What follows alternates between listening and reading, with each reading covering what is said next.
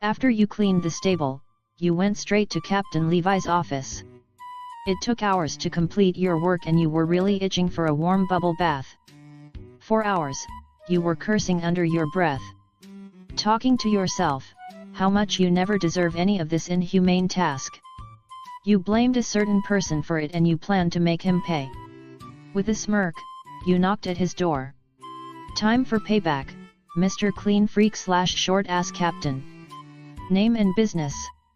Your smirk widened, you couldn't suppress a mischievous smile from your lips at the thought of seeing his horrified face if he saw your surprise for him. You planned to shove the bucket full of horse shit and piss to his face.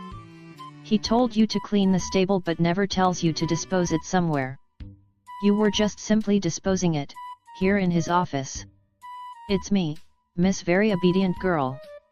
I'm here for your dinner. The captain frowned from the other side of the door. First, he never eat his dinner at his office.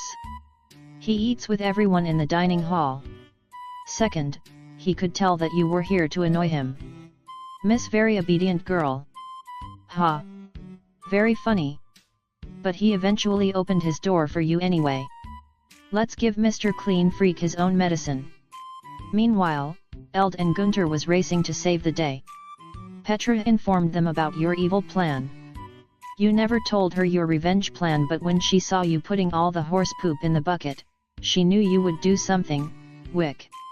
She silently observed you, and when she saw you walking to Captain Levi's office, she quickly informed everyone about your plan. Gunter took the bucket from your hands before you could shove it to Levi. As soon as the door opens, Eld held both of your arms and shoulders to restrain you.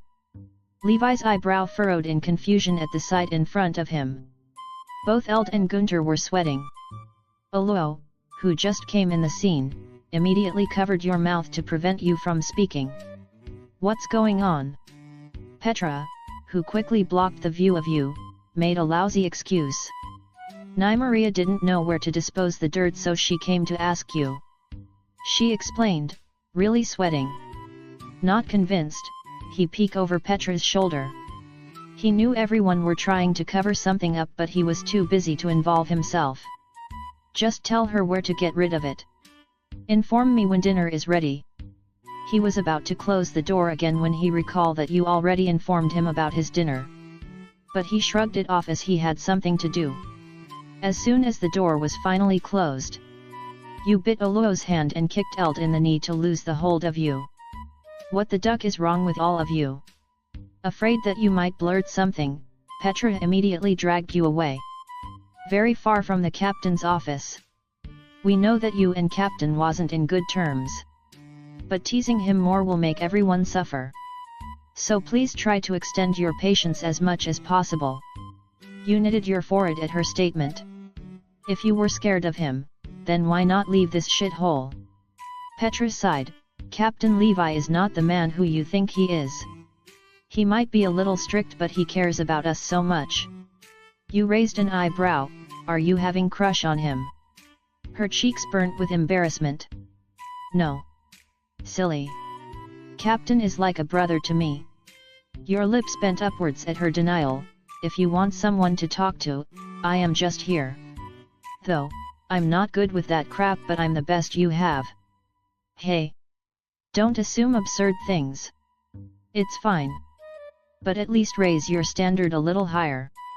You heaved a sigh, very bored and tired. Don't worry, for you, I will forgive him tonight. Petra smiled brightly. You slightly flinched at the sight. She was too bright.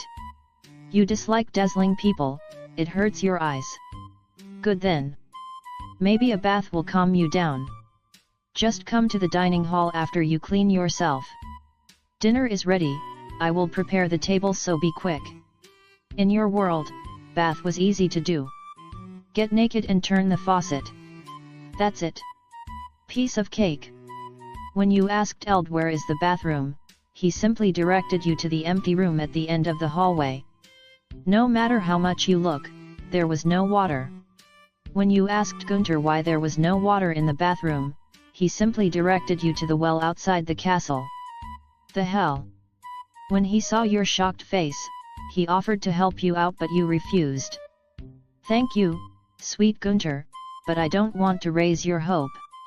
You paused to pat his shoulder after you saw how he blushed so much. Just kidding.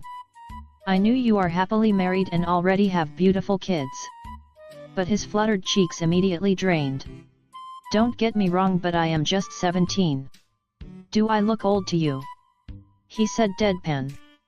Sweating, you quickly lied, it was another joke. You fake a horrible awkward laugh after that. He sighed and let you be alone. It was never your intention to insult him in any way. After all, Gunter is always kind to you. If he was just a little cuter, maybe, you will date him. Of course, you didn't mean that. The well is 50 meters away from the bathroom. Just by thinking how much round trip you needed to do just to fill the tub was really tiring. So, without thinking that there were men roaming around, you shamelessly stripped your clothes and began your bath. You screamed furiously when the water almost froze you to death. Usually, you spent 1 hour in the bathroom, but tonight, you only needed 2 minutes to clean yourself. Shivering, and with only towel around your body, you quickly ran inside the castle, leaving your stuff behind. You truly believed that you will get hypothermia if you stay there for another minute. Meanwhile, everyone is in the dining hall already, including Captain Levi, waiting for you. The captain seemed like he would murder someone, so Petra offered to look for you. I will find her. She was about to stand when a ghost-like pale woman walked in the room. All of them flinched at the sight except Captain Levi, who quickly recognized you. Would you stop making a scene? And what are you wearing? How can you call yourself a lady? You wanted to retort a sharp comeback, but you were really freezing to death. First, I never call myself a lady and never intend to be one. Second, I am not making a scene. I am lost. You paused to grit your teeth and growl, I have no time for your meaningless opinion. I am freezing right now. Eld, a man with full of respect to women, instinctively wrapped his uniform around you. A warm feeling spread through your body instantly. Thank you, Eld, but don't do this very often or else I might fall in love with you someday. Eld shyly scratched his temple, I am happily married to a special woman. You rolled your eyes, oh. That's sweet and heartbreaking. You shifted your eyes to the most annoying person in the room. I was trying to find my designated room but I got lost. I am not dumb to get lost easily, but this castle has a poor architectural design and planning. Blame it to that medieval architect, not me. Was it your excuse for walking around the castle half naked? Oluo, who was trying to relax himself, held his bleeding nose. You couldn't blame them. In this era, women were still holy virgins. You should be thankful, they hadn't mistaken you as a prostitute. I took a shower in the well and forgot to bring my clothes. You paused to grunt in annoyance. You think I wanted to walk like this? It was your fault in the first place. If you didn't force me to clean the stable, I wouldn't get dirty. I wouldn't need a bath. It wasn't my fault that this world is so outdated. There wasn't even a proper plumbing system. Outdated. They said in union. There was no way you could explain it to them, so you just groaned in frustration. Go to your room and wear something decent or else you will sleep in the stable. Your ears twitched when you heard the word stable again. A shadow crossed your face. Before to spark another argument, Petra dragged you to her room. After all, your extra clothes is still with her. Levi has a severe attitude problem. It was obvious that he hates my entire existence. You remarked. Don't say that. Just give him a little more time and you would know his soft side. After Petra helped you with your hair and clothes, both of you came back in the dining hall. You sat beside Gunter while Captain Levi occupied the head of the table.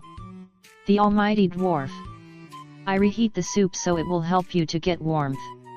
Eld placed a bowl of soup in front of you. You were unsure if you misheard him or not, but the food in front of you didn't look like a soup to you. Though the smell made your stomach growl in hunger.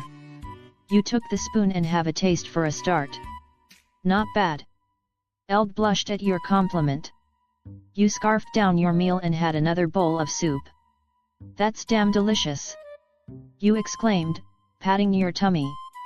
Everyone thinks you are absolutely gorgeous, but watching you rubbing your bloated tummy was a little weird and unladylike for them, but no one voiced it out except the grumpy old short captain. You eat like a stray dog. Your head immediately snapped towards the head of the table. Excuse me. The captain took a sip from his tea. I said you eat like a dog. You were really on verge of exploding, but you remembered your promise to Petra. You also didn't want to get annoyed, since that would mean he succeed getting on your nerves. Instead, you gave him the finger. Everyone stared at it. 1 second passed. Another 3 seconds. Another 5. You scowled. The hell? What are you doing, Nymeria? Petra asked you with pure innocence. You guys didn't know this sign. You raised your hand for a better view. They looked at each other, then looked back at you again. They all shrugged. Seriously? Petra duplicated the sign with her own fingers. Olo and Gunter did the same. They really look amused. The captain wore a teasing smirk and said, I'm sure that would piss me off if I just knew what that middle finger sign meant. He knew that it meant to insult him, but you failed to do. Annoyed, you put down your hand. Guess, you need alternative sign to insult him. The captain lazily placed his right cheek on his palm while he watched your face in amusement. Now that you're full, why don't you make yourself useful and wash the dishes? Your eye twitched in anger. The duck, are you telling me? Do the dirty dishes, Miss Very Obedient Girl. Fuck, no. I'd rather die. As if you have a choice. You complained and cursed a lot for 5 minutes straight, but you still end up in the kitchen. The other squad members offered to do it for you, but the captain told them that it was your punishment for disrespecting him. You knew he wanted to break you, so you will obey him. Obey? You scoffed at the thought. As if you would let him. Let's play more, biatch. Then a special teacup slipped from your hand and breaks into pieces.